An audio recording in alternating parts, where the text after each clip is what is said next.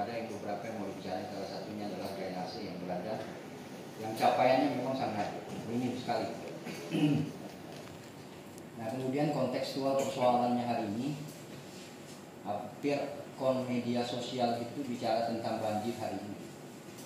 Maksudnya konteks persoalannya. Jadi entah kenapa gitu, capaian itu memang jelas gitu, bahwa memang di bawah capaian gitu ya. Tapi beberapa hari ini kontekstual persoalannya memang muncul di masyarakat gitu. Hampir di mana-mana media sosial bicara tentang banjir dan seterusnya. Nah, maksud saya mumpung di kepala kita juga masih hangat, masih ingat itu, dan nanti kita akan cari beberapa data pendukung, dan nanti kita juga minta keterangan dari teman-teman PU, waktu khususnya kayaknya PU dan perumahan, nanti kalau perumahan mungkin ada yang bisa cerita pada bagian itu ya. Nah, sebenarnya yang pertama itu sebenarnya ingin saya sampaikan dulu adalah pengetahuan teman-teman tentang titik banjirnya. Itu ya. Yang satu pertanyaan saya nanti dijawab. Kan waktu kita melihat di media sosial itu kan kadang saya tidak tahu ini ada di mana sih. Walaupun mungkin ada mungkin keterangan di bawahnya, ada juga yang kita memberikan keterangan. Tetapi selaku leading sektor pemerintah, ketika itu pertanyaan muncul, sebenarnya bisa dijawab. Oh, itu titik banjirnya di sini Pak. Persoalannya ada di sini Pak. Ini ada drainase yang sebelah sana yang tidak dikerjakan. Ini lepas dari persoalan, kita tidak mau menyamakan ketika bicara tentang persoalan naiknya harga beras karena El Nino itu kan persoalan. Nah, saya juga tidak mau. Oh enggak Bang, ini kebetulan airnya naik pasang. Kemudian ketemu dengan hujan yang deras. Itu kalau bicara itu, walau misalnya kita bicara itu kan, maksudnya kita mau lihat nih tindakan apa yang mau dilakukan. Yang pertama saya bilang, pasti teman-teman punya pengetahuan yang cukup tentang. Dulu di awal perjalanan ketika kita mau bicara tentang bagaimana mendeteksi sebuah sampah yang ada dilaporkan oleh masyarakat, maka pemerintah memberikan jawaban yang luar biasa. Dalam hitungan detik kami tahu Pak di mana posisinya. Kenapa? Karena kami memang mempunyai aplikasinya yang melalui Smart City-nya. Saya pernah dengar. Tapi ujung-ujungnya ternyata program itu tidak mampu membayar. Persoalannya adalah tidak mampu membayar terkait dengan hak ciptanya Google Map-nya yang dipakai oleh Gojek, oleh Grab. Karena Google Map yang dipakai di umum dan yang dipakai di Google Grab itu berbeda. Yang itu tidak mampu dibayar oleh pemerintah kota. Kalau tidak salah persoalannya di situ, maka dia tidak bisa sambung. Nah, maka saya bilang hari ini minimal teman-teman PU ketika melihat gambar itu, laporan dari masyarakat, mereka tahu ini titik banjirnya ada di sini. Persoalannya ada parit 4, 5, 6 parit yang tidak dikerjakan di situ, atau saluran besar yang berada di mana yang kemudian tidak dikerjakan sehingga banjir itu bisa terjadi di situ. Lepas persoalan perilaku masyarakat, ya. Tapi saya mau lihat dulu. Itu yang pertama saya ingin sampaikan kepada teman-teman. Nanti saya minta dikomentari oleh teman-teman dinas yang terkait. Nah, Bapak dan Ibu sekalian, yang berikutnya terkait dengan beberapa hal tadi itu.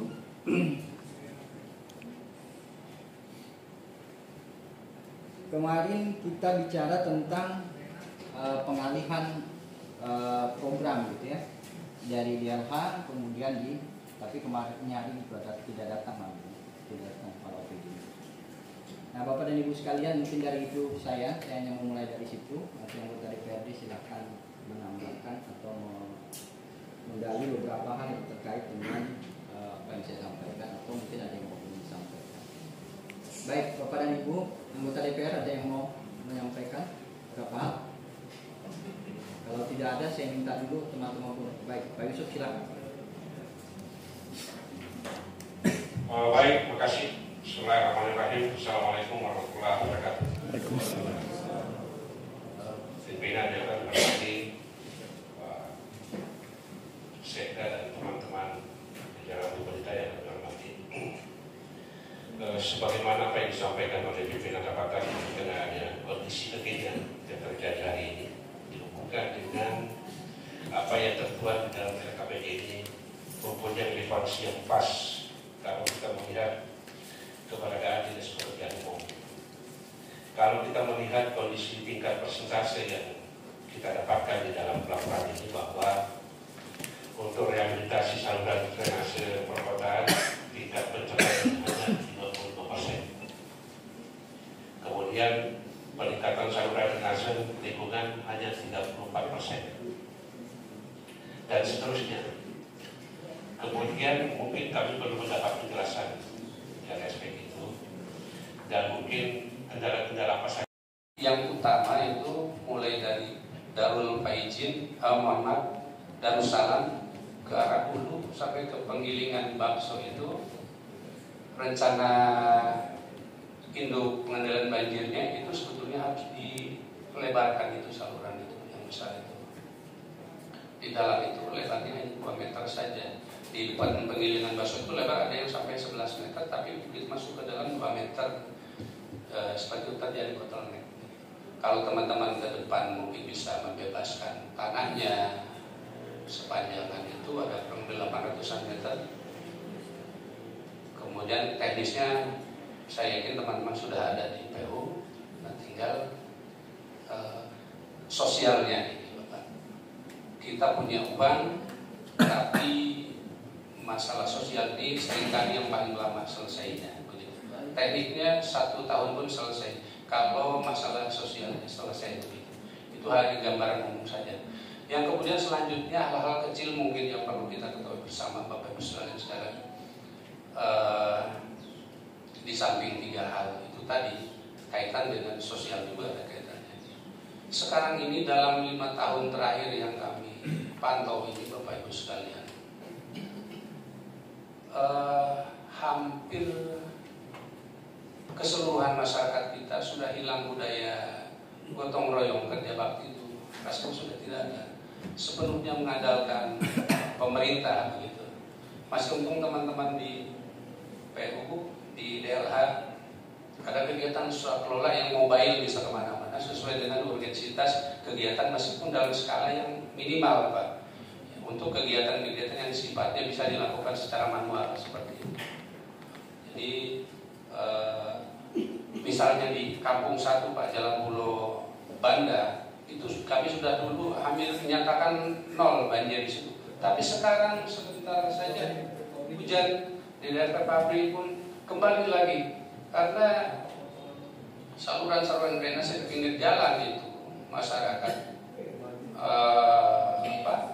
memasang jembatan-jembatan itu bukan saja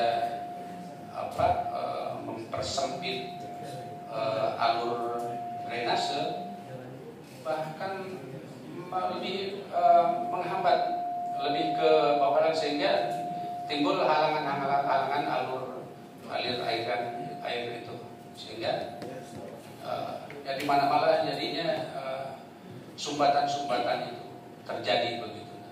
Inginnya ke depan kita antara masyarakat, pemerintah juga simultan barangkali ke depan kita pemerintah tetap mulai dari kelurahan sampai dengan instansi teknis tetap melakukan pengawasan dan tindak langsung di lapangan, tapi juga masyarakat juga mungkin kita galakan kembali kegiatan kerja bakti gotong royong meskipun yang sifatnya kecil-kecil begitu di lingkungan masing-masing. Barangkali itu sekedar menambahkan, izin Pak Seda. Terima kasih. Baik, terima kasih Pak. Itu. Nah, kalau kita berbicara sosial kan pasti terkait dengan negara. Politik will dari pemerintah itu memang harus tercipta untuk menyelesaikan itu. Kebetulan saya ini di bagian utara. Kalau di dalam kota ini kan jarang aku masuk kota, jadi aku tidak tahu persis titik-titiknya di mana itu. Nah, kalau di utara itu, kalau dulu Raja Alam sudah selesai, insya Allah sudah tidak pernah. Nah, kemudian masuk di Persamaian. Nah, memang Persamaian juga ini tidak akan bisa selesai karena setiap banjir itu dari gunung pasti tertampung karena tidak ada larinya air itu. Dikasih tinggi seberapa pun itu pasti dia ikut nanti di situ karena sekarang belum kena karena belum ada banjir betul itu. Nah, seharusnya memang di situ harus bikin seperti sungai buatan lah kembali lagi kepada masalah sosial. Nah, kalau masalah sosial ini kan anggaran yang harus menyelesaikannya. Nah, kalau ini kita bisa lakukan ya ke depannya, saya kira tidak ada yang tidak bisa. Daripada kita membangunnya ya yang lain-lain yang kira-kira tidak urgent, sementara ini sangat dibutuhkan, saya kira ke depan penyusunan anggaran 2025 dimasukkanlah, karena itu penting. Nah, itu yang pertama. Yang kedua di Jota Laut ada 2 titik yang langganan. Hari ini itu Pak, kalau banjir itu jalan lurus menjadi sungai dia sekarang ini. Nah, mulai dari kantor kecamatan itu sampai ke bawah. Nah, apa sebabnya? Karena itu ada pemotongan gunung dan tersumbatnya saluran air. Nah, memang di daerah situ itu jalanan itu sudah ada Pak, aspal itu di atas, dia tebing sudah di sebelah sini. Nah, ini memang kalau bisa menjadi perhatian pemerintah ke depan. Dan sekali lagi memang di situ harus bikin sungai buatan. Di daerah Pegairan itu apa namanya, PDAM itu dipotong dari atas kuburan itu, dipotong masuk langsung ke Semunti. Itu solusinya supaya air itu tidak masuk. Kalau itu dilakukan maka daerah pasar itu terhindar dari banjir. Nah, termasuk juga yang jalan lurus itu. Kenapa dia jalan lurus itu banjir naik ke atas? Karena di bawah tersumbat. Begitu dia sampai di jembatan masuk di Semunti itu, dia tidak ada salurannya, tidak ada larinya air. Tinggal di situ ya Pak, naik ke atas kembali. Itu permasalahannya. Tapi kalau itu ditembuskan ke laut, saya kira selesai masalah di sana. Ya memang masalah sosial lagi kembali kepada masalah anggaran. Dan kalau anggarannya aku rasa tidak terlalu besar. Mungkin sedikit terkait dengan banjir ini. Itulah saya bilang tadi, sebenarnya kita sudah tahu kenapa ini banjir di sini. Cuma itulah kadang-kadang kita biarkan, kita lihat aja, sudah itu kita biarkan lagi, terus banjir lagi, kita datang motor. Dan itu penting sekali daerah sana itu dilakukan itu. Karena ada beberapa bukti dulu, itu lapangan depan bandara dulu itu Pak, sampai ke pom bensin apa itu, dulu itu setiap hujan tuh pasti banjir di situ, tenggelam di situ, tenggelam di situ. Masih Pak Badun waktu itu kapal apa dulu ya? Jadi subuh-subuh Pak Badun sudah di situ. Nah ini ditinggikan di sebelah sini, ditinggikan, makin ditinggikan, makin banjir dia. Solusinya apa? Kebetulan waktu itu saya ke LPM dan saya usulkan supaya tidak ada jalan lain di situ, sungai buatan. Dulu saya kumpul, saya jabatannya banyak, ketua ini, ketua ini. Iya, masih Pak Yusuf. Pak Yusuf dulu banyak duit dan dia responsif kalau usulan dari masyarakat itu memang bermanfaat. Nah, kebetulan Pak Sopen waktu itu ketua kepala dinas PU, jadi cepat selesai. Begitu selesai itu singa buatan di situ sampai sekarang tidak ada banjir lagi. Usulan LPM pada waktu saya dulu kan ketua LPM kelurahan dan kecamatan Kudu. Masih kurang SDM dulu di utara itu. Nah, mungkin itu dapat saya sampaikan. Assalamualaikum warahmatullahi wabarakatuh. Sekarang ini banjir karena khususnya di Kasuyung Pak ya, memang saatnya lah sekarang Pak gunung itu dikurangi memang.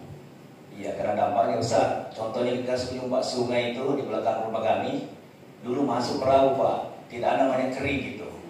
Sekarang ini Pak perdangkala, karena itu tadi dari Guru Lingkas sampingnya BNN itu Pak, langsung ada berapa RT itu ngambil di Kasuyung. Sekarang di dangkalnya tidak bisa lagi masuk Pak. Dompet istilahnya dulu dompet Pak. Di Guru Lingkas itu banyak tempat istirahat sekarang kan penyuluh rumah Pak. Iya. Jadi sekarang ini saatnya memang Pak, gunung-gunung di Tarakan ini memang dikurangi gitu. Jadi khususnya penimbunan Pak. Jadi kalau saya usulan ke depan, biarlah kita pakai tiang-tiang itu Pak. Apa kalau kayu terlalu mahal, gimana caranya tiang-tiang beton itu? Karena kalau ada, apalagi kasus sekarang Pak, banyak tanah dijual, sedikit ditimbun Pak. Sekarang kemarin banjir itu naik Pak di depan rumah. Dulu di rumah saya itu tidak pernah naik Pak. Sekarang ini sudah naik di halaman itu Pak. Sebentar lagi mungkin tahun depan nanti masuk dalam rumah itu. Jadi sekali lagi perlu kita pikirkan bersama. Tarakan ini dikurangi lah gunung-gunung itu. Termasuk Karanganyar itu Pak. Sebengkok apa? Ya dulu semua sungai itu masuk mau perahu. Sekarang mana ada masuk perahu Pak. Ya jadi sekali lagi itu usulan kami dari mewakili kita semua. Saya kasih kesempatan. Terima kasih. Assalamualaikum warahmatullahi wabarakatuh. Data dari kami Pak. Ini ya. Oh yang 15. Ada ya? Ya 15.000. Ya. Capaiannya 2.000. Ya Pak. Dengan fisik 98,39% Pak tercapai. Terus terkait yang disampaikan oleh Pak Sekda tadi terkait dengan kekuatan aspek dari mitigasi yang disampaikan tadi itu. Luasan titik genangan banjir itu Pak ada di 21 titik. Di waktu kita mengadakan identifikasi di tahun 2021 itu dengan luasan 126 hektar Pak. Luasan 126 hektar. Kemudian hingga di tahun kemarin itu pencapaian kita dengan kita mengadakan kegiatan proyek maupun suatu kelola itu telah mencapai 99,97 hektar Pak yang telah kita tangani, tinggal sisa 27 hektar yang ada di 7 titik yang tadi sampaikan oleh Pak tadi. Kemudian yang terkait yang tadi disampaikan oleh dari Bapak yang tadi itu ada tentang masalah lingkungan, tentang masalah sosial Pak, ini memang kita perlu penguatan aspek legalitas aturan ditegakkan Pak dengan secara terintegrasi Pak dengan OPD baik itu dari DLH, dari Satpol PP maupun dari PU Pak. Kita kan PU sebagai pelaksana teknis, kita menjalankan berdasarkan perda yang ada, baik itu dari perda RTW, perda DSD maupun perda DSS yang ada. Yang seperti disampaikan oleh Pak Rais tadi itu yang menangkap memang kita dari segi pengendalian kita kurang optimal, khususnya di daerah sungai. Memang secara sosial kita sudah sampaikan, kita mereka mau kita datang ada tim dari PU maupun dari kelurahan, Wasbang itu menyampaikan dan kita bersurat memberikan teguran, mereka berhenti, tapi pada saat kita tidak ada mereka tantangan melanjutkan gitu. Untuk melanjutkan, tapi memang kami ke depannya Pak untuk kami lebih optimalkan. Kebetulan kita ada membuat SOP dari beberapa dinas itu terhadap pengendalian baik dari segi tata ruang maupun bangunan, dan akan kita optimalkan di tahun ini Pak. Ini dulu. Terima kasih. Ya, Mungkin ini sebagai bahan informasi Pak mengenai aktivitas atau kegiatan masyarakat khususnya membangun rumah. Jadi beberapa wali kota dulu masih Pak Yusuf dulu sebenarnya membuat kesepakatan antara pemerintah kota dan PLN. Jadi PLN tidak menyambungkan listrik ke pemohon jika tidak ada IMB-nya. Maka kalau IMB, kalau yang seperti itu yang diberlakukan, jadi memang pengendalian terhadap pembangunan itu terlaksana. Nah, kondisi sekarang adalah PLN, ya tapi karena tidak ada kesepakatan juga gitu. Jadi PLN siapa yang mohon sambungkan aja. Nah permasalahannya masyarakat ini kan dia bangun dulu tanpa IMB. Terus terang seharusnya memang kita tegur, tetapi karena banyak dan masifnya pembangunan mungkin kita tidak sempat tertangani. Belum lagi sering juga terjadi kucing-kucingan dengan masyarakat. Jadi pada aparat kita ke sana atau dia membangun pada saat bukan kerja ya, pada Sabtu Minggu pas kita lagi tidak kerja dia membangun ya. Dan setelah jadi bangunannya baru minta IMB. Jadi memang kadang kalau sudah di posisi itu kita jadi serba salah. Yang seharusnya kalau kita ketat sih sebenarnya mungkin kita beri IMB atau bahkan dibongkar bangunannya. Nah, tetapi itu persoalan sosial ini muncul macam-macam lah. Tapi kalau sebenarnya ada aturan seperti dulu di Bali bahwa PLN tidak menyambungkan listrik tanpa IMB, maka jangankan rumah-rumah yang ada, jangankan pembangunan rumah-rumah di pinggir-pinggir sungai yang melanggar GSB juga tidak terjadi, pelanggaran GSS juga tidak terjadi, bahkan pembangunan perumahan yang tidak layak menurut ketentuan teknis di pinggir atau lereng gunung pun tidak terjadi gitu. Tetapi sekarang yang terjadi enggak, di mana saja dibangun minta listrik disambungkan, padahal itulah kebutuhan manusia yang paling pertama gitu. Kalau sudah dapat listrik, ya sudah siap saja dia tinggal membangun. Itu yang terjadi. Sebenarnya kami juga beberapa kali coba menyarankan sebenarnya kalau kita mau kasih kendali itu ya gampang, kita diam aja, nanti masyarakat itu pasti minta izin dan itu kita harus memenuhi syarat-syarat teknisnya sebenarnya.